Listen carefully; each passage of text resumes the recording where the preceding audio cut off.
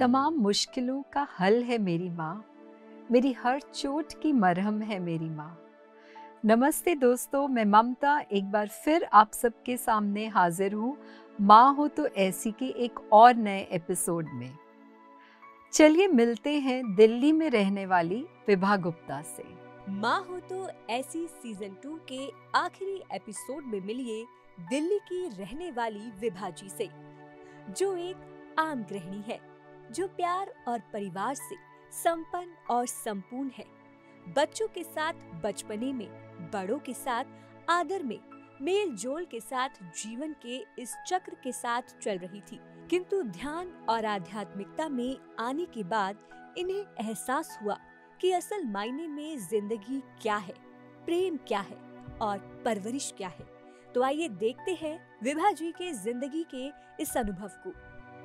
विभा, आपका बहुत बहुत स्वागत है हमारे इस शो में माँ हो तो ऐसी में। Thank you. शुरू करते हैं हमारे आज के प्रश्नों का सिलसिला। सबसे पहले विभा, आप हमें कुछ अपने जीवन के बारे में बताइए। ममता जी, मेरा जीवन ऐसा ही है जैसा एक आम गृहिणी का होता है। घर में शादी हुई 22 साल की उम्र में, 23 साल की उम्र में बच्चा हो गया, फिर 25 साल की उम्र में हो गया। एक साधारण जैसे एक गृहिणी होती है, घर में काम किया, हस्बैंड के साथ घूमने चले गए, परिवार के साथ घूमने चले गए, बस वही एक लाइफ में एंजॉयमेंट था। या घर में भी कोई ऐसा, हमारे घर में कोई ऐसा, ससुराल में भी ऐसा कोई टेंशन वाला माहौल नहीं था, सब नॉर्मल था, सब कुछ अच्छा था। तो मुझे मेरे जीवन में किसी भी प्रकार की कोई भी कमी नहीं थी। एक आम लड़की को, एक आम लेडी को जो चाहिए वो मेरे पास सब कुछ था। पैसा भी था, प्यार भी था, परिवार भी था। आवश्यकता जैसा मुझे कुछ नहीं, ऐसा लगता था कि मुझे कुछ और चाहिए। ये स्पिरिचुअलिटी में आने के बाद, ध्यान में आने के बाद पता चला कि मेरे पास क्या क्या नहीं था। तो आपके 2 बच्चे हैं जी, और आप जॉइंट फैमिली में रहती हैं? जी। That's wonderful. एंड बहुत छोटी सी उम्र में आपकी शादी हुई, 22 साल की उम्र में। जी, चलिए हमें कुछ बताइए अपने उस जीवन के बारे में जब आपको पता चला कि आप माँ बनने वाली हैं। तो आपका वो क्या अनुभव था या आपको क्या महसूस हुआ फर्स्ट टाइम जब आपको ये चीज़ पता चली कि आप माँ बनने वाली हैं? ममता जी, मुझे ऐसा कुछ उस समय इतने छोटे थे ना। हाँ, माँ बनने वाले हैं, एक न्यूज़ आई, ठीक है, ओके। सुनते ही थे कि शादी के बाद ऐसा होता है कि लड़की माँ बन जाती है, बस वही एक था कि हाँ, बन रही हूँ तो बन रही हूँ। जैसे आजकल टीवी में, मूवीज में दिखाते हैं ना, एक बहुत वाव वाली फीलिंग कि हम कुछ पता नहीं क्या नया करने वाले हैं, ऐसा कुछ भी नहीं था। एक बिल्कुल नॉर्मल, हाँ ठीक है, बस ठीक है, जो भी बॉडी में चेंजेस आ रहे हैं, मूड में स्विंग्स आ रहे हैं, उसको भी इतना ज़्यादा ना हम लोग ऐसे लेते नहीं थे कि मूड में स्विंग्स हैं तो हाँ है तो है, कोई बात नहीं। बॉडी में कुछ चेंज हो रहे हैं तो हैं, अभी खाने का ये मन कर रहा है तो है। मतलब ऐसा नहीं उसे लेते थे जैसे कुछ नया या कुछ ऐसा होने वाला है। उस समय शायद ऐसा ही होता था, क्योंकि हमको कोई ये फील नहीं करवाता था कि तुम कोई एक नया बहुत अनोखा काम कर रहे हो, क्योंकि ऐसा लगता था सभी ने तो ये करा है तो हम भी कर रहे हैं, तो क्या नया कर रहे हैं। हाँ, अब पता चलता है। और आई थिंक इतने साल पहले, जैसे 30-35 साल पहले, इतनी अवेयरनेस भी नहीं होती थी, इतना जैसे एक्सपोजर नहीं था, टीवी, मीडिया, ये सब चीज़ें नहीं थी जहाँ पे हमें कुछ पता चल सकता। जैसे आज के समय में इतना कुछ अवेलेबल है, जैसे आई थिंक जो आजकल के बच्चे हैं बहुत कॉन्शियसली प्रेगनेंसी करते हैं और बहुत कॉन्शियस पेरेंट्स हैं because of all the facilities, awareness, all the tools that they have, right? जी मैम, हम तो ममता जी उस समय हमारे घर में, हम बनिया फैमिली से हैं, गुप्ता फैमिली से हैं, तो हम लोगों के घरों में उस समय साड़ीज पहनी जाती थी। अब तो हम सब कुछ पहन लेते हैं, पर उस समय सिर्फ साड़ीज ही पहनते थे। और अब ऐसा लगता है उस पीरियड्स में मतलब 9th मंथ भी है तब भी हम साड़ी ही टाई कर रहे हैं। इवन हम जब डिलीवरी के लिए गए तब भी हम साड़ी ही पहन कर गए। अब अगर मैं अपनी बहू से कहूँ कि तुम साड़ी पहन लो, कहेगा मम्मी सॉरी। इवन बेटा ही कह देगा कि मम्मी क्या बात कर रही हो, साड़ी पहनेगी ऐसे में, पेट को टाई करेगी ऐसे में, पॉसिबल ही नहीं है। पर हमको कुछ फील ही नहीं होता था कि पहननी है तो पहननी है, हम पहनते थे। तो शायद पता नहीं उस समय लाइफ इजी थी या आज इजी है, पर हमें तो तब भी कुछ ऐसा महसूस नहीं हुआ। निकल गए समय प्यारे तरीके से। वो समय ही बहुत अलग था। और मैं आपसे ये जानना चाहूँगी विभा कि जो आपका माँ बनने का जो ये सफ़र था, जो आपकी प्रेगनेंसी या उसके बाद, वो क्या था? ममता जी, मुझे ऐसा कुछ मतलब हम जॉइंट फैमिली में बच्चा सिर्फ पेरेंट्स का ही नहीं होता। माँ या बाप जिसने माँ ने डिलीवर करा है, जो फादर उसमें भागीदार बना है, सिर्फ उनका नहीं होता, वो पूरी फैमिली का एक बच्चा होता है। तो जब हमारा पूरी फैमिली का बच्चा था, मेरी mother in law, father in law, sister in law, brother in law सब थे, तो वो शायद मेरे से ज़्यादा उनका बच्चा था। वो किस तरीके से मेरे बच्चों के नाम मेरी सासू माँ ने रखे, एक का नाम पारस है, एक का नाम वैभव है। उन्होंने कहा कि जब बड़ा हुआ कि इसका नाम पारस रखना है, ओके, क्योंकि वो कोई ऐसा नहीं था कि वो नाम भगवत किशोर रख रही हैं या राम किशोर रख रही हैं, जो मैं ऑब्जेक्शन करती। ठीक नाम है, ओके है। अच्छा, छोटे का नाम उन्होंने कहा वैभव रखिए, ओके।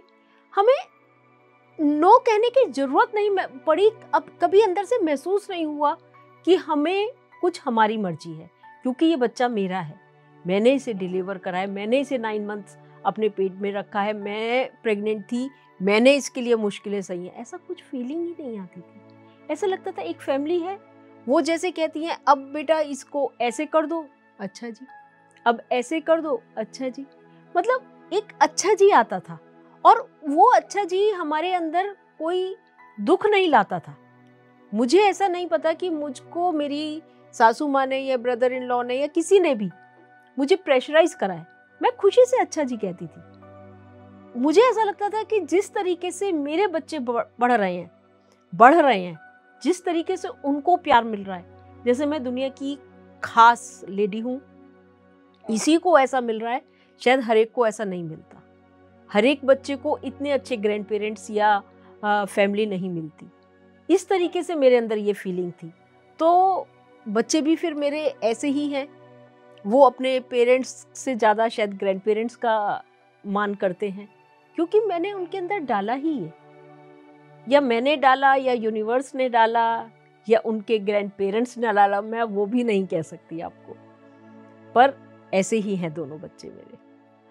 विभा, आपने जैसे बताया आप जॉइंट फैमिली में थी एंड जैसे बच्चे दादा दादी के बहुत क्लोज थे और अभी भी हैं। मैं जानना चाहती हूँ आपका और आपके बच्चों का बॉन्ड या आपके बच्चों का कैसा रिलेशनशिप है? ममता जी, मेरा और मेरे बच्चों का बहुत प्यारा रिलेशनशिप है। हमारे घर में हमारा सबका आपस में बहुत प्यारा रिलेशनशिप है।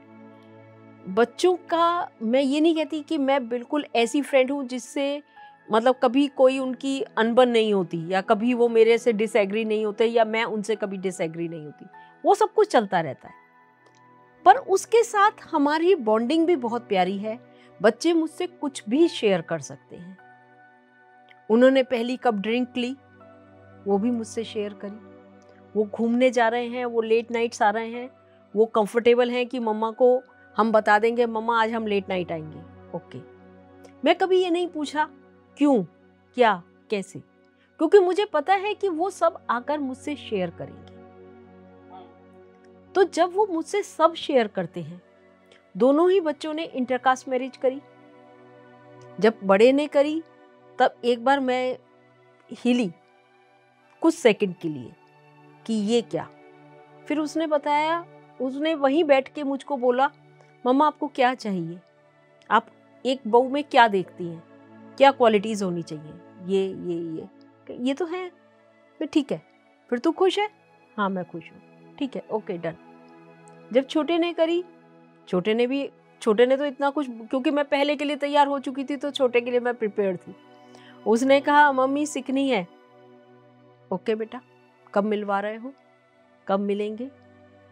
ओके डन, हो गई, दोनों की हो गई बड़े आराम से, कोई परेशानी नहीं, और आज तक मुझे कोई परेशानी नहीं। तो अब मुझे ऐसा लगता है कि जैसे मुझसे ज्यादा वो बनिया बन गई, वो गुप्ता बन गई, वो बहू से ज्यादा मेरी बेटियां हो गई। मैं उनसे कुछ भी शेयर कर, यस, क्योंकि मेरे पास बेटी नहीं है ना, तो वो बेटी हो गई, वो बेटी हो गई मेरी, सब कुछ शेयर कर सकती है। अपना कोई उसको इशू है, इवन उनके हस्बैंड वाइफ में भी कोई इशू होता है, कभी होता है ना, हर फैमिलीज में होता है, हर कपल में होता है, तो वो मुझसे शेयर करती है। और यकीन मानिए, मैंने यही सीखा, मैंने यही जाना कि अपने पास एक ही व्यू रखिए कि क्या सही है और क्या गलत है। ये नहीं कि वो मेरा बेटा है तो वो तो ऑलवेज राइट, और क्योंकि वो मेरी बहू है, किसी और घर से आई है, तो वो ऑलवेज रॉन्ग, ऐसा कुछ नहीं है। बल्कि बच्चे ही मेरे कह देते, क्या मम्मी आप तो हमेशा उन्हीं की साइड लेती हो, हमारी बात तो सुनती नहीं हो। क्यों? क्योंकि उनको मुझे कंफर्टेबल बनाना है, कंफर्टेबल जोन देना है। वो तो इस घर के हैं ही, वो तो लड़के झगड़ के रूठ के मना के अपनी बात मनवा ही लेंगे। वो कैसे मनवाएगी? उसका तो यहाँ पर हस्बैंड या मेरे अलावा और कोई है ही नहीं। तो मुझे उससे ज्यादा करीबी बनानी है, और वो बना ली, और वो बन गई। बहुत कंफर्टेबल है हम सब आपस में एक दूसरे के साथ। और हमेशा यस बॉस वाली बात नहीं चलती है कि वो यस बॉस बोल रहे हैं या मैं हमेशा यस बॉस बोल रही हूँ। होता है, डिफरेंसेस होता है, पर वो सॉर्ट हो जाता है जल्दी। तो जब हम बात कर रहे हैं बॉन्ड की, और आपने बताया कि आपका और आपके बच्चों का एक बहुत प्यारा रिश्ता है, बहुत प्यारा बॉन्ड है, मैं जानना चाहूँगी कि हर बॉन्ड या रिश्ता, जिसे मर्जी कहो, एक बेस होता है उसका, परवरिश, बच्चों के लिए खासकर। तो परवरिश की क्या परिभाषा है आपके मन में? ममता जी, मेरे लिए परवरिश, क्योंकि हमने उनको पैदा होते ही ये समझ लीजिए, ये संस्कार दिए कि आपको माँ में, दादी में, बुआ में, चाची में, ताई में, किसी में डिफरेंस नहीं करना। अगर कोई बात मैंने मना करी और उन्होंने हाँ कर दी, या उन्होंने मना करी और मैंने हाँ कर दी, तो क्योंकि वो बड़ी हैं, क्योंकि वो बड़े हैं, तो पहले उनकी बात मानो, उनको रिस्पेक्ट करो, फिर मुझको दो। उनकी बात को हमेशा ऑनर करो। उन्होंने यही देखा, अपने मम्मी पापा को यही करते देखा। घर में उन्होंने देखा कि दादी बाबा मम्मी पापा को कितना प्यार कर रहे हैं, मम्मी पापा कितना रिस्पेक्ट कर रहे हैं उनकी। कभी ऐसा नहीं हुआ कि हम अकेले में बच्चों के साथ बैठे हैं और उनके कान में कुछ ऐसी बात कह रहे हैं जो उनको आगे बड़े होकर नुकसान देगी। उनको कभी ये नहीं कहा, बेटा देखा तुम्हारी दादी ने क्या करा, देखा तुम्हारी बुआ ने क्या, ऐसा नहीं। और शायद कभी ऐसा उनकी दादी और बुआ और चाचा ने कभी उन्होंने भी नहीं कहा, क्योंकि उनके अंदर ये भावना है ही नहीं कि मेरी दादी अलग और माँ अलग है, हमें उनको पहले मान देना है कि दादी मम्मी को पहले देना है। वो जानते हैं कि मान देना है मीन्स सबको देना है। तो ये परवरिश का कमाल है। उन्होंने वैसे ही संस्कार लिए शुरू से, और वही संस्कार मैं जानती हूँ कि वो आगे अपने बच्चों को भी देंगे। बस इसी में मैं खुश हूँ। तो जब हम संस्कारों की बात करते हैं, ये एक बात हुई कि हमने अपने बड़ों को रिस्पेक्ट देनी है, वो हमसे बड़े हैं, और जैसे आप जॉइंट फैमिली में हैं तो सबको मिलजुल कर रहना। और अगर हम संस्कारों की बात करें तो और क्या आता है संस्कार में या परवरिश में? ममता जी, संस्कार में सबसे पहले तो आपका परवरिश आ गया, आप उनको कैसे ब्रॉटअप कर रहे हैं, क्या उनके दिमाग में डाल रहे हैं। पढ़ाई आ गई, एनवायरनमेंट आ गया, आपको उन्हें ये सिखाना है कि सब जगह से अच्छा लेते चलो। हम लोग पहले पुरानी दिल्ली में रहते थे, सीताराम बाजार में। नेचुरली आजकल तो कोई पुरानी दिल्ली का नाम सुनता है तो कहते हैं कैसे रहते हो, क्राउडेड एरिया है, ये है वो है। पर हमको ये भी तो देखना है कि वहां पर फैसिलिटीज क्या हैं। हम बहुत छोटे से घर में रहते थे, जो हमारा घर था बहुत छोटा था, 45 गज का, 2 फ्लोर्स थे, ऊपर नीचे हम लोग रहते थे। किचन ऊपर थी, बाथरूम नीचे था, मतलब इस तरीके से था। पर हमने बच्चों को उसी में सेटिस्फाई होना सिखाया। हमने उनको सिखाया कि देखो ये छोटा सा घर है ना, कितना फायदा है, किचन में काम करो फिर नीचे चले जाओ तो कितना मजा है। नीचे कोई गेस्ट आया, किचन कितनी भी फैल रही है उसको नहीं पता। तो आप देखो छत बिल्कुल आपकी अलोन है, आपको किसी को ये नहीं कहना कि ओ गंदी छत हो गई, गंदा तुमने ये कर दिया, तो कोई आपसे पूछेगा। तो आपने उनको सेटिस्फाई होना सिखाया, आपने उनको खुश होना सिखाया, क्योंकि आप खुश रहे। देखिए मैं अगर खुश नहीं हूं ना, मैं हर वक्त दिमाग में ये सोचती रहती हूँ उफ मेरे साथ कितना गलत हो रहा है। तो आप लाख कोशिश कर लीजिए, आप बच्चों को अच्छा नहीं दे, आप अच्छा खाएंगे नहीं तो अच्छा खिला नहीं सकते। ये एक थंब रूल है। आप भूखे हैं तो आप किसी को पेट भर के खाना नहीं खिला सकते, क्योंकि दिमाग तो आपका अपनी भूख में रहेगा ना। तो हमने परवरिश में, मुझे तो ऐसा लगता है कि ये सारी चीजें काउंट होती हैं कि बच्चे को आप खुश होना सिखाइए। जैसे मेरी मदर इन लॉ कहती थी कि जैसे बच्चे कभी कोई चीज उठाकर, क्योंकि हमारा रोड साइड का घर था, कोई चीज फेंक देते थे। उस समय बच्चों को थोड़ी सी एक टाइम होता है ना, 2-3 साल का बच्चा जब होता है तो चीजों को फेंकने का। तो उस समय एक रील आती थी एमेटो की, बहुत कॉस्टली कहलाती थी, उस समय 2-2.5 रुपए की आया करती थी और बहुत कॉस्टली होती थी। हमें उस समय कॉस्टली लगती थी कि हम एमेटो की रील लेते हैं। तो बच्चे ने एक बार उठा के मेरे बेटे ने बाहर फेंक दी। हमने कहा हो मम्मी उसने रील फेंक दी। कहने की रील फेंक दी? कितने की रील फेंक दी? 2.5 रुपए की। 2.5 रुपए में कौन सा खिलौना आता है? फेंक दी तो फेंक दी। तो हमारे भी दिमाग में फिर वो बात आई कि हाँ, हम उसे किस तरीके से चीजों को लेना है। वो मेरी मदर इन लॉ की कोई कभी भगवान जी का जो सालिग्राम जी, शायद आप जानती होंगी, छोटा सा, वो बच्चों के लिए तो कंचा है ना, वो उसने उठा के बाहर फेंक दिया। कोई बात नहीं, मिल जाएगा तो ठीक है, नहीं तो दूसरा ले आएंगे।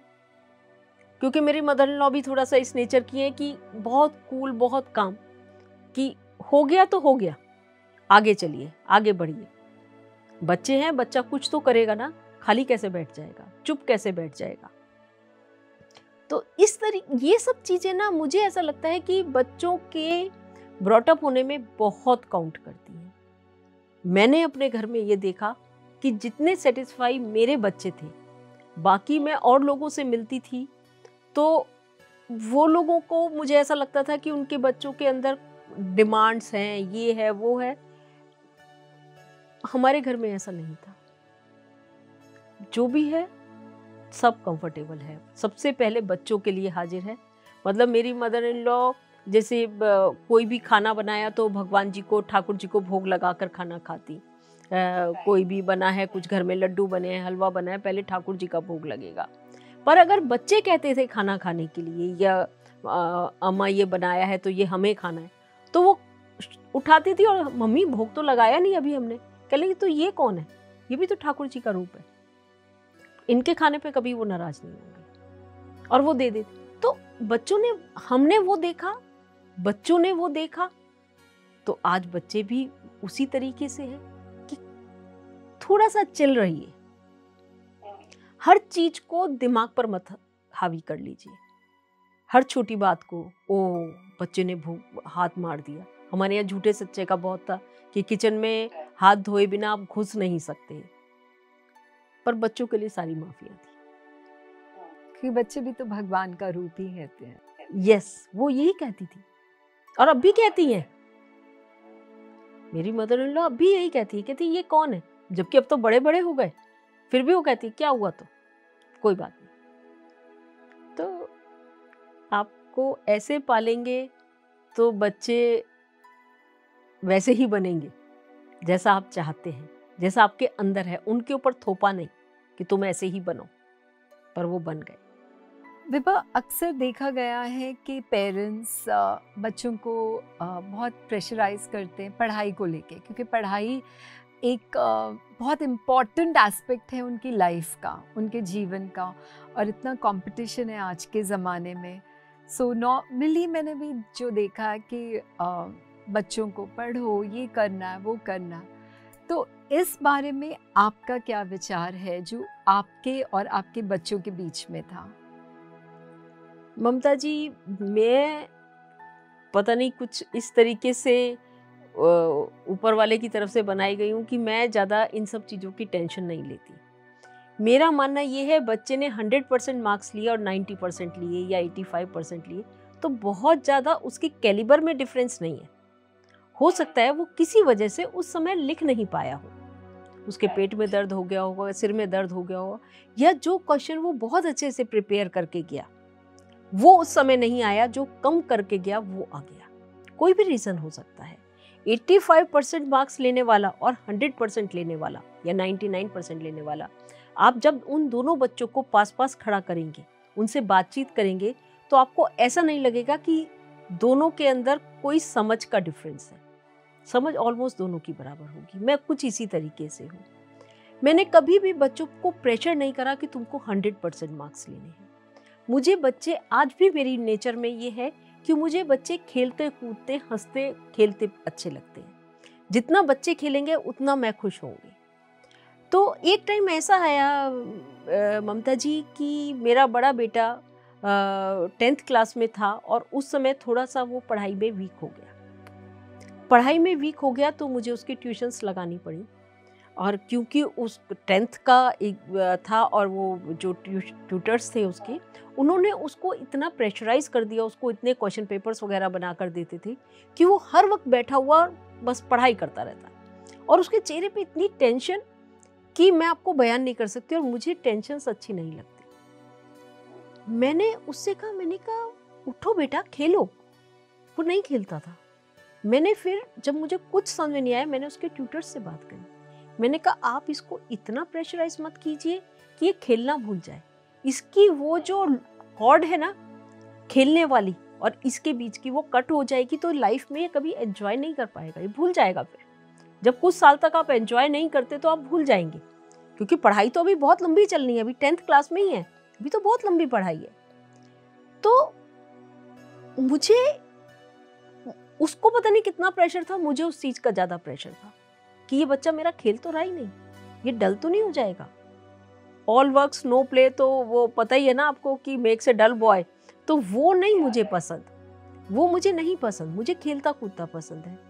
मार्क्स कम लेगा चलेगा, वो 60% मार्क्स भी लेगा तो मुझे चलेगा। थोड़ी मेहनत कर लेगा, थोड़ा कुछ और कर लेगा, इसके लिए कुछ और डिसाइड होगा, वो चलेगा। पर लाइफ को एंजॉय नहीं करेगा, वो नहीं चलेगा। और धीरे धीरे मैंने उसके साथ काम किया, उसने अपने साथ काम किया। शायद ये तो मैं नहीं जानती कि उसने अपने साथ कितना काम किया, पर मैंने उसके साथ काम किया उस पे कि ये खेले, ये एंजॉय करे। और आज वो बिंदास बच्चा है, बिल्कुल परफेक्ट, अपनी लाइफ को बहुत अच्छे तरीके से डील कर रहा है, बहुत अच्छे से लीड कर रहा है। अपने जो भी वो काम कर रहा है उसके अंदर उसका एक नाम है, उसका ओहदा है। बस मैं खुश हूँ, जो मैं चाहती थी वो बच्चा कर रहा है। क्योंकि हम पेरेंट्स को ये देखना है कि क्या हम बच्चे पे प्रेशर तो नहीं डाल रहे कि नहीं तुम्हें इतना करना है, तुम्हें ये बनना है, तुम्हें वो बनना है। देखो उनका बेटा तो वो बन गया, आप क्या बनोगे? आपको ये बनना है, डॉक्टर बनना है, इंजीनियर बनना है, आर्किटेक्ट बनना है। क्यों बनना है? क्यों बनना है? एक अच्छा आदमी ही क्यों नहीं बन जाना? एक जब आप अच्छा आदमी बन जाएंगे, एक अच्छा नागरिक बन जाएंगे, तो सब चीजें आप यकीन मानिए आपकी झोली में अपने आप गिर जाएंगी। सारी दुनिया आर्किटेक्ट नहीं है, सारी दुनिया इंजीनियर नहीं है, सारी दुनिया डॉक्टर नहीं है। बाकी लोग भी सक्सेसफुल हैं अपनी लाइफ में। जो अपनी कंपनी में CEO है, इवन PN भी जो है वो भी ठीक है, वो भी खुश है, अपनी लाइफ में एंजॉय कर रहा है। जो बनना होगा, जो आना होगा इनकी लाइफ में, वो अपने आप आ जाएगा। पहले खुश होना सीख लीजिए, बाकी सब चीजें अपने आप हो जाएंगी। ये मेरा मोटो है।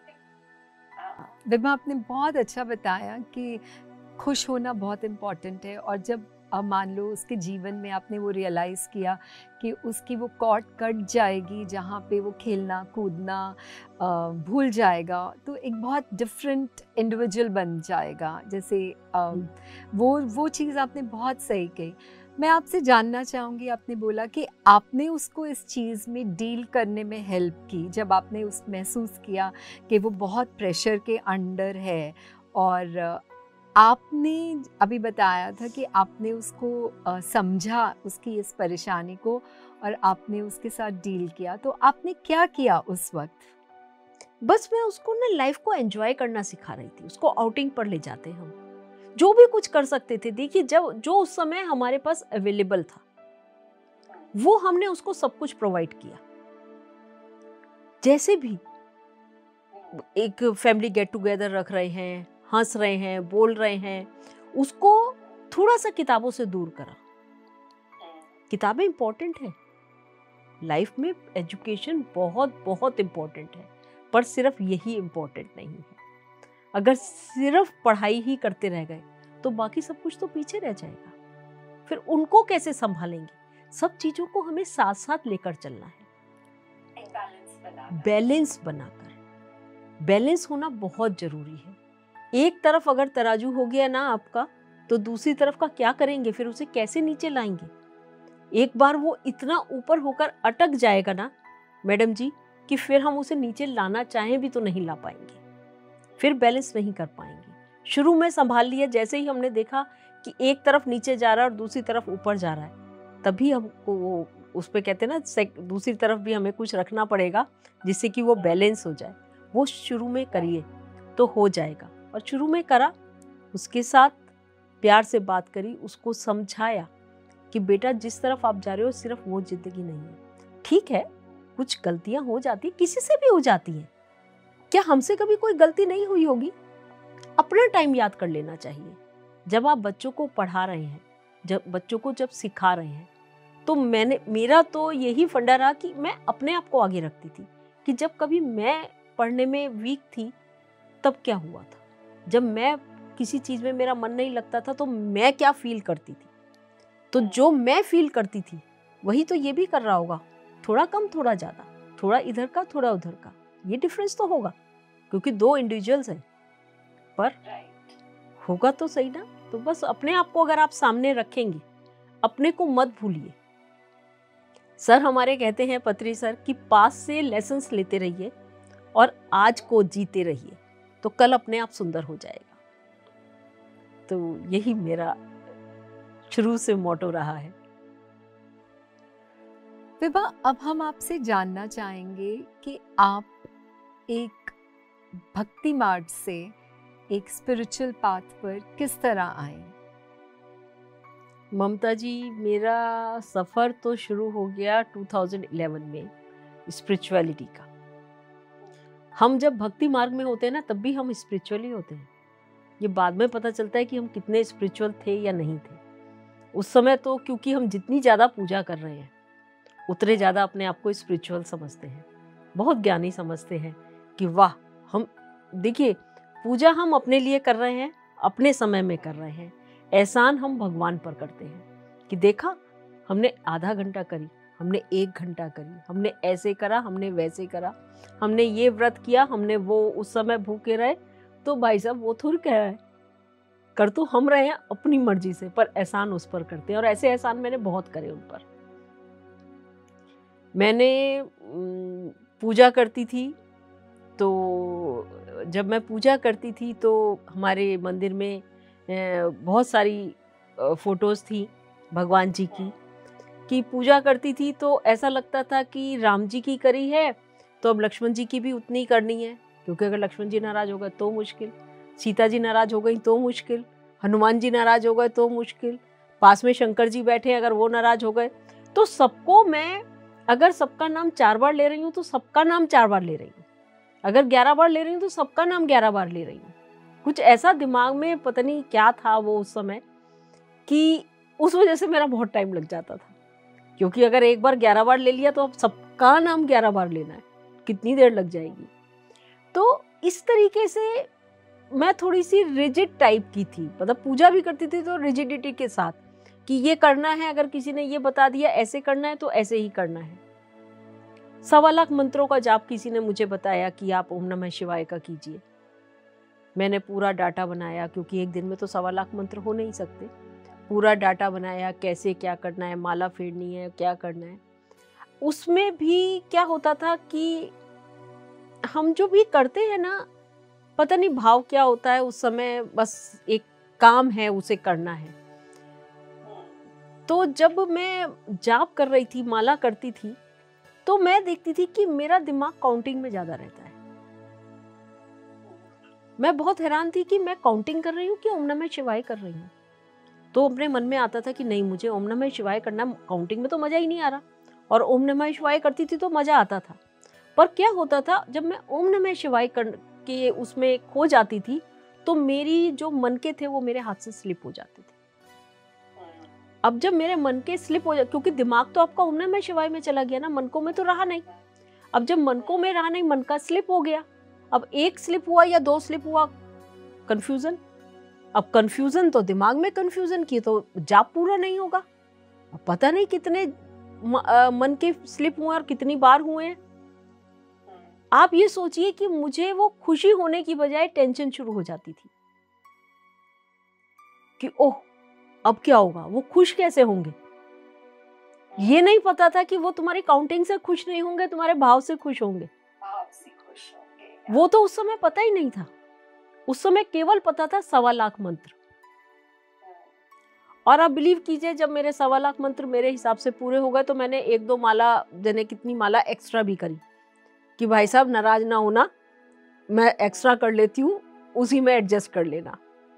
पर आप बिलीव मानिए, जिस भी एम को लेकर मैंने वो 1.25 लाख मंत्र शुरू करे थे, वो एम एज इट इज रहा, कोई भी डिफरेंस नहीं आया। मैंने कहा भैया कोई तुम, तब भी हम अपने आप को दोष देते हैं ना, भगवान जी को तो मैंने नहीं दिया, अपने आप को दिया कि मेरे ही मंत्रों के जाप में कुछ कमी रह गई होगी। मैंने दोबारा से फिर एक बार करा, तब भी मेरी पोजीशन एज इट इज रही। फिर मैंने क्या किया, देखिए हम ही अपने लिए वे आउट निकाल लेते हैं। अब हमने कहा ये बार बार 1.25 लाख मंत्र करना तो बहुत मुश्किल है, काफ़ी देर लग जाती है मुझे बैठने में। मैंने सोचा कि अब ऐसा है, मैं 21 मालाएं रोज कर लिया करूँगी। जब मैं पूजा में बैठती हूँ 21 मालाएं रोज करूँगी। अब 21 भी बहुत ज़्यादा हो गई, 21 में भी बहुत देर लगती है। फिर मैंने 1 माला पे आ गई। आप देखिए अपने रास्ते खुद बना रहे हैं, वो कुछ भी नहीं कह रहा है। आप देखिए कि आप क्या कर रहे हैं। मैंने 1 माला शुरू कर दी, कभी तो हो ही जाएंगी 1.25 लाख, जब होंगी जब देखी जाएगी। अभी तो 1 ही माला सही है। आज पता चल रहा है मैंने करा क्या था। मैंने केवल काउंटिंग करी थी। मैं केवल अपने आप को, उसको तो हम बहला नहीं सकते, हम उसको फुसला भी नहीं सकते। चाहे हम 1 माला कर लें, 1 लाख माला एक दिन में भी करूंगी ना, तब भी वो ऐसे फुसलाने में नहीं आएगा। वो आपकी भावना एक शब्द पे आ जाएगा। आप ओम भी करेंगे तो उसमें वो लट्टू हो जाएगा आपकी सिर्फ ओम पर, कि आपने किस भाव से ओम करा है। वो भाव तो था ही नहीं, वो भाव तो था ही नहीं ना। मेरे को तो काउंटिंग था और मुझे वो जो चाहिए था वो चाहिए था। मैं चाहना पे अटक गई। कितनी सारी गलतियां थी जो उस 1.25 लाख मंत्रों में मैंने करी, वो आज पता चल रहा है स्पिरिचुअलिटी में आने के बाद। अब कुछ भी नहीं करते हम, ना माला जपती हूँ, ना नाम लेती हूँ, ना यज्ञ करती हूँ, ना हवन करती हूँ, कुछ नहीं। मंदिर भी सामने आ गया तो एक बार मत्था टेक लिया, बस वो दूर से प्रणाम कर लिया, बस। कोई जोत नहीं, कोई बत्ती नहीं, कोई भोग नहीं लगाना, कुछ नहीं। पर वो खुश है। क्यों खुश है? क्योंकि अब उसको ये पता चल गया कि इसका भाव शुद्ध हो गया। इसके मन में जो हमको ना ये मैनिफेस्टेशन, वो वाली चीजें सब खत्म हो गई कि मुझे ये मैनिफेस्ट करना है। क्योंकि पत्री सर ने हमको समझाया कि मैनिफेस्टेशन कर तो लो आप, पर क्या उसके साथ जो और चीजें आएंगी वो आपको पता है? उसके लिए आप प्रिपेयर हो? उसके लिए तो आप प्रिपेयर नहीं हो। कॉन्सिक्वेंसेस क्या होंगे उसके, ये पता है आपको? आपको नहीं पता। आपने बस मांग लिया, मुझे ये चाहिए, मुझे बेटा चाहिए, मुझे बेटे की शादी बहुत बढ़िया चाहिए, मेरा बेटा ये बन जाए, मैं ये बन जाऊं, मेरे पास एक अच्छी गाड़ी आ जाए, मेरे पास एक अच्छा घर आ जाए, आपने ये कर लिया, उसने दे दिया, उसके साथ कॉन्सिक्वेंसेस वो कौन भुगतेगा? वो भी तो आप ही भुगतेंगे। मांगा तो आपने था, मैंने दे दिया, फिर कौन सी? तो अब आप विश्वास मानिए, अब जीवन से मांगना समाप्त हो गया। कुछ भी कर लो, अब केवल ये कहती हूँ यूनिवर्स से, आप जानो, आपका काम जाने। आपको पता है, आप जानते हैं अब लाइफ में ये चैलेंज आ रहे हैं, इनको कैसे सेटल डाउन करना है, मुझे क्या समझाना है, और इस जो भी इश्यूज आ रहे हैं उनसे मुझे क्या सीखना है, ये भी आप ही को बताना है। मैं सब कुछ उन पे डाल देती हूँ। अब अपने पास कुछ भी नहीं रखती। आप बताइए मुझे क्या सीखना है। मैं तो बुद्धू हूँ, मुझे कुछ नहीं आता। आप बताएंगे, मैं वो सीख जाऊंगी। बस सीख तो जाऊंगी और बताना भी आप ही को पड़ेगा।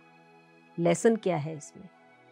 कभी तो खुद समझ में आ जाता है लेसन, कभी नहीं आता तो उन्हीं से पूछ लेती हूँ, सर से ही पूछ लेती हूँ, अंदर बैठकर आंखें बंद करके कि सर बताइए ना, क्या कहना चाहते हैं। पर अब मांगना समाप्त हो गया। तो ये सब कुछ स्पिरिचुअलिटी में आने के बाद हुआ। पहले तो हर वक्त मांगती रहती थी, और यकीन मानिए एक मांग पूरी होती थी तो दूसरी हाथ के हाथ स्टार्ट हो जाती थी। आई थिंक स्पिरिचुअलिटी में आने के बाद हम सबसे बड़ी चीज़ जो सीखते हैं, सरेंडर। जो आपने अभी बताया कि आप सब कुछ उन पे छोड़ते हैं, तो this is one very powerful thing. जो जब हम ध्यान में बैठते हैं, जब हम मेडिटेशन करते हैं, हम एक सरेंडर मोड में चले जाते हैं। और जैसे आप भक्ति मार्ग में थे एंड आपने बोला माला जपते जपते वो स्लिप हो जाता था, तो कहीं ना कहीं आप एक मेडिटेटिव मोड में अपने आप चले जाते थे। वो जा नहीं पाती थी ना मैडम। जब मैं जाती थी तब स्लिप हो जाता था, और स्लिप होते ही टेंशन हो जाती थी, क्योंकि इतना ज्ञान नहीं था ना उस समय। ध्यान नहीं था तो ज्ञान नहीं था कि स्लिप हो रहा है तो होने दो ना। मुझे आप जुड़ रहे हैं ऊपर। हाँ, वो मुझे स्टेट बहुत अपनी प्यारी लगती थी, पर जैसे ही उस समय मेरे को जैसे ही महसूस होता था कि मेरे से मन का छूट गया, मैं टेंशन में आ जाती थी, और मेरी स्टेट जो थी, मेडिटेटिव स्टेट, वो जो होनी चाहिए थी, कंटिन्यू होनी चाहिए थी, वो ब्रेक हो जाती थी। और वो फिर वो मेरे को दिन भर टेंशन बनी रहती थी। जो मुझे एंजॉय करने चाहिए थे, जो मोमेंट्स, मैंने लाइफ के वो मोमेंट्स एंजॉय करने अपने हाथ से छोड़ दिए जानबूझ के, क्योंकि ज्ञान नहीं था ना। इसीलिए सर कहते हैं जो ध्यान के बाद ज्ञान आता है ना, वो बहुत इंपॉर्टेंट होता है। ज्ञान होता है पर ध्यान नहीं होता ना, तो वो ज्ञान आपको पूरे तरीके से अवेयर नहीं करता। आपसे कुछ जानना चाहती हूँ। आपने बहुत अच्छी एक बात बोली कि जब ध्यान में बैठते हैं, सर कहते हैं, तो ज्ञान आता है। तो आपके जीवन में ध्यान में आने के बाद क्या क्या परिवर्तन हुए? ममता जी, मैं बहुत ज़्यादा आपको ऐसे डिटेलिंग नहीं कर सकती कि क्या परिवर्तन हुए। थोड़ी तो मेरी बेसिक नेचर शुरू से ही इसी तरीके की थी। जैसे सर कहते हैं फ्रेंडशिप, मैं जनरली अपने घर में सबसे कहा करती थी कि रिलेशन है मेरा, मेरी सास के साथ एक रिलेशन है, वो मेरी सासू माँ है, मैं उनकी बहू हूँ। पर मैं जब भी कहा करती थी उनसे कि मम्मी वो डिग्निटी तो हमारी सदा बनी रहेगी, कि मुझे आपको एक मान देना है क्योंकि आप मेरी सासू माँ हैं, पर अगर हम दोनों फ्रेंड हो गए तो हम कंफर्टेबल हो जाएंगे। सासू माँ से कंफर्टेबल नहीं हो सकूंगी मैं, पर फ्रेंड से हो सकूंगी। तो फ्रेंडशिप ना, मैं शुरू से जब मैं ध्यान में आई और जब सर से सुना कि फ्रेंडशिप होनी इंपॉर्टेंट है, प्रेम, सर से हमने एक बार पूछा था कि सर लव होना चाहिए लाइफ में, प्रेम होना चाहिए। कहले क्या होता है प्रेम? कहले ये सब फिल्मी डायलॉग है, प्रेम। कहले प्रेम कुछ नहीं होता, सिर्फ होता है फ्रेंडशिप। फ्रेंडशिप होगी तो फ्रेंडशिप में जो होता है ना, लड़ाई भी होती है और प्यार भी होता है, वो होता है सही रिलेशनशिप। आप देखिए, आप अपने दोस्त के साथ जितने कंफर्टेबल होकर उसको दो बात गंदी भी बोल देंगे ना, तब भी वो आपका दोस्त ही बना रहेगा। उसे पता है कि ये तो ऐसे ही बोलता है। पर कोई और रिलेशन में आपके साथ बोलकर देखिए वही दो शब्द, आप देखिए आप क्या करेंगे। मैं क्या करूंगी उसका, कैसे बोल दिया। और दोस्त से आप बोल भी दोगे ना कि तूने ऐसा बोल कैसे दिया मेरे साथ, तू होता कौन है, वो तू मैं हो जाएगी। पर 10 सेकंड बाद हम दोनों फिर गले में बाहें डालकर एक दूसरे के साथ कहीं जा रहे होंगे। ये फ्रेंडशिप होती है। ये सर ने समझाया, और ये मेरे लाइफ में पहले थी, पर अब उसकी इम्पोर्टेंस समझ में आ गई।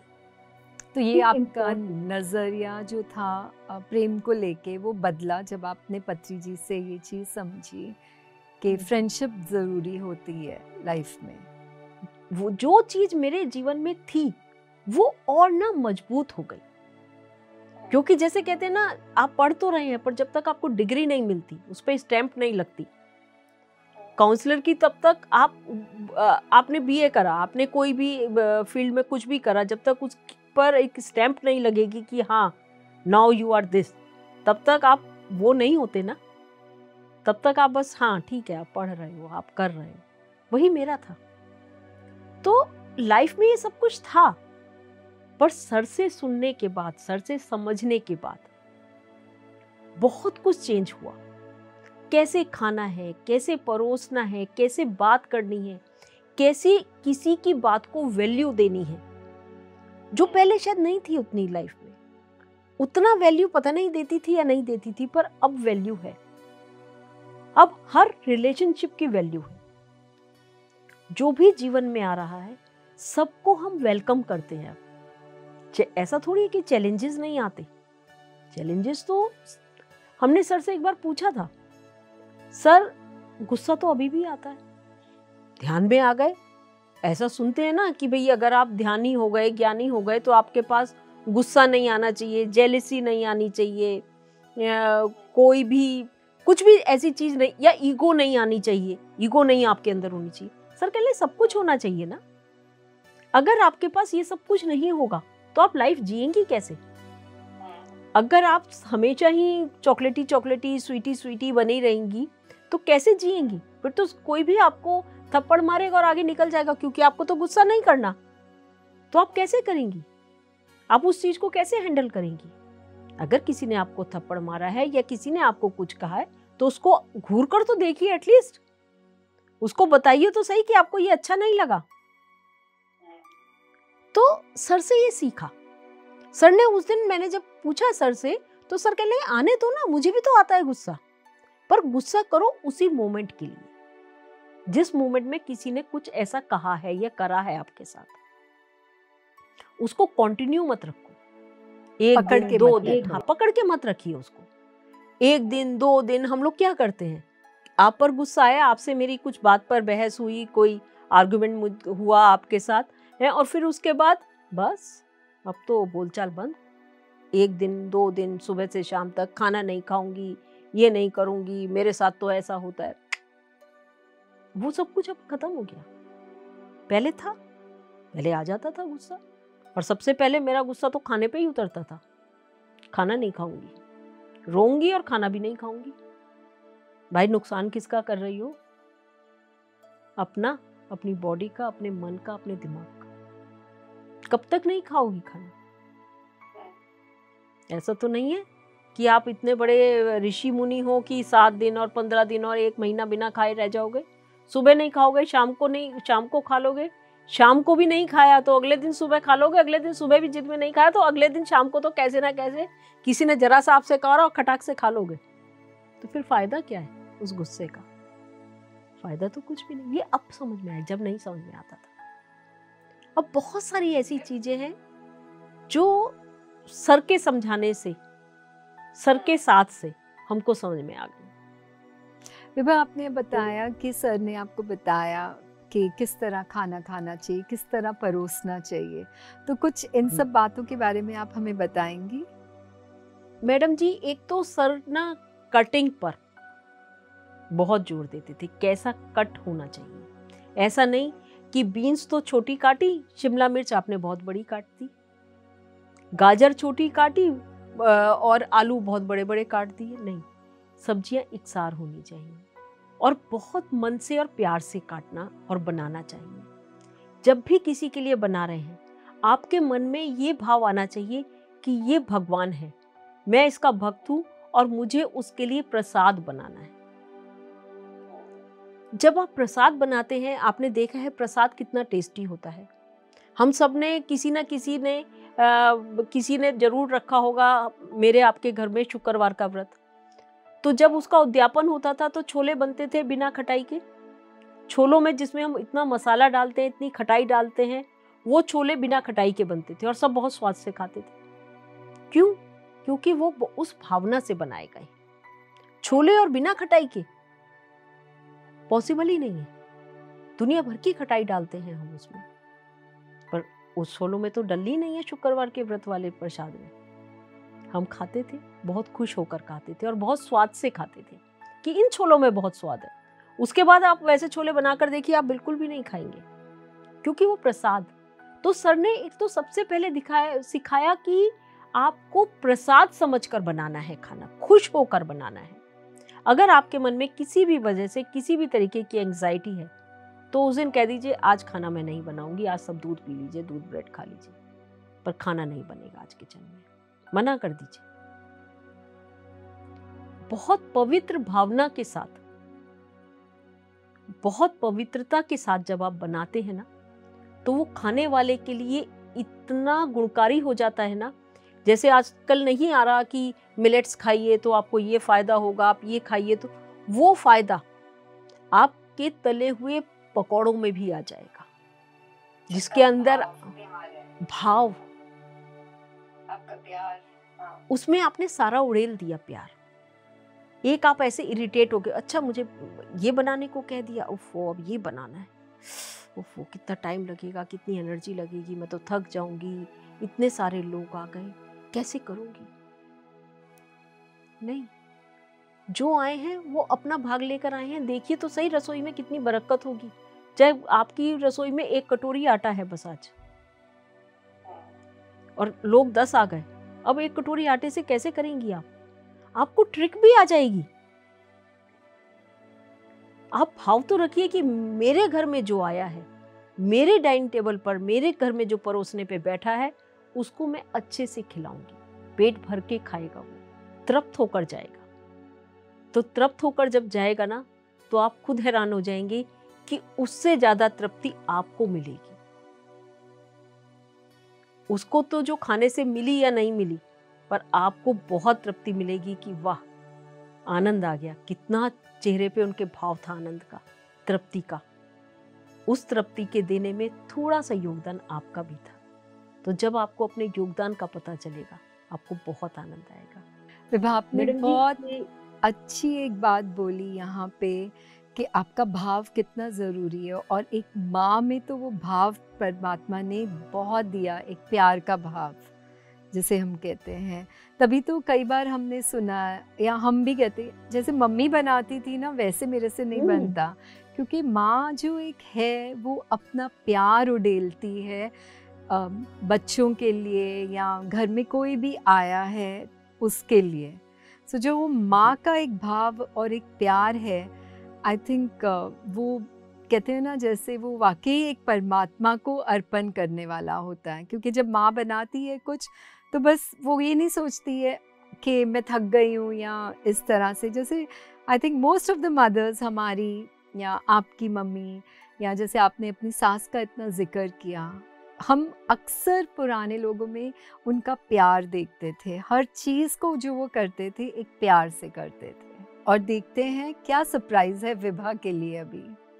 मम्मी पिछले साल कुछ सालों से मेडिटेशन के साथ जुड़ी हुई हैं, एंड आई कैन सी उसकी वजह से उनमें काफ़ी पॉजिटिव चेंजेस, काफ़ी अच्छे चेंजेस आए हैं। लाइक पहले she used to be fearful in general life में कि क्या होगा, कैसे होगा, एंड सिमिलर सिचुएशंस में वो अब काफ़ी ऑप्टिमिस्टिक अप्रोच के साथ डील करती हैं, विद द एटीट्यूड की जो भी है अच्छा होगा, पॉजिटिव होगा। सो काफ़ी पॉजिटिव अप्रोच हो गई है अब उनकी आफ्टर ये ध्यान के साथ जुड़ने के बाद, मेडिटेशन के साथ जुड़ने के बाद। एंड आई रियली होप कि मेडिटेशन की अपनी जर्नी वो कंटिन्यू रखें, एंड और लोगों को भी ये नॉलेज इम्पार्ट करती रहें, एंड और लोगों को भी कोशिश करें इन्फ्लुएंस करने की कि वो भी मेडिटेशन अपनी लाइफ में करा करें। And I wish her all the best and thank you. नमस्ते। मम्मी पिछले कई सालों से मेडिटेशन कर रही हैं, एंड मेडिटेशन में आने के बाद हमने उनके अंदर बहुत सारे पॉजिटिव चेंजेस देखे हैं। उनका जो टेम्परामेंट है वो बहुत ज़्यादा चेंज हुआ है, पॉजिटिव हुआ है, जिससे पूरे घर का माहौल बहुत अच्छा रहने लगा है। हम सब अब बहुत ज़्यादा बढ़िया तरीके से रहते हैं एंड आई विश कि मम्मी इसे और ज़्यादा कंटिन्यू करती हैं और सब लोगों को सिखाएं भी। Thank you. विभा, कितने प्यार से बच्चों ने आपके बारे में इतना कुछ बताया एंड जो आपकी जर्नी के बारे में आपने हमारे साथ शेयर किया। डेफिनेटली आपने बहुत अच्छे संस्कार दिए अपने बच्चों को एंड जॉइंट फैमिली में होने का ये एक बहुत बड़ा फ़ायदा भी है कि हम सब एक दूसरे के साथ मिलकर रहना सीखते हैं, which is very very important आज के टाइम में, क्योंकि हम सब एक दूसरे का सहारा बनते हैं। एंड जो हमारे बड़े हैं उनसे हमें बहुत कुछ सीखने को मिलता है if we are open to learning. Mamta ji, बहुत, एक तो मुझे बच्चों का ये जो इस तरीके से मेरे लिए, क्योंकि जनरली उनको इस तरीके से बोलने की आदत नहीं है, तो वो मुझे बहुत अच्छा लगा। वो अपनी दादी माँ के लिए तो ऐसे शब्द बहुत बोलते हैं, पर मेरे लिए कभी मैंने इस तरीके से नहीं सुना, तो वो बहुत अच्छा लगा। बोलते हैं पर इतना ज़्यादा ओपनली मैंने कभी नहीं सुना, तो मुझे बहुत बहुत बहुत अच्छा लगा। और आपने जिस तरीके से मेरे अंदर से बहुत कुछ निकलवाया, वो मुझे बहुत अच्छा लगा कि मुझे भी नहीं पता था कि मेरे अंदर इतना कुछ छुपा है अपने बच्चों के लिए, पर आपने निकलवाया, बहुत टैक्टफुली निकलवाया और मुझे निकालने में अच्छा भी लगा। तो thank you Mamta ji, thank you PNC। Thank you Vibha, बहुत अच्छा लगा आपसे बात करके। बहुत बहुत धन्यवाद हमारे शो में आने का and I am so happy कि आज मुझे भी ये मौका मिला आपसे बहुत कुछ जानने का और बहुत कुछ सीखने का, बिकॉज़ मैं हमेशा मानती हूँ कि लर्निंग का कोई एंड नहीं है एंड हम सब एक दूसरे से बहुत कुछ सीखते हैं।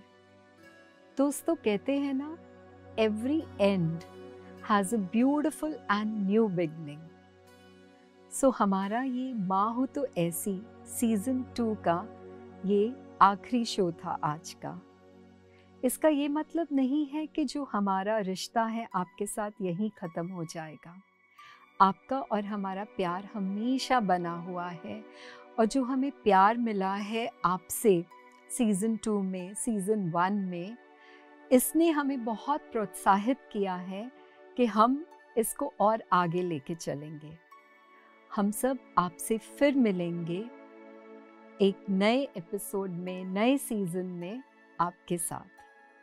तो आज के लिए बस इतना ही। बने रहिए PMC हिंदी के साथ। नमस्कार।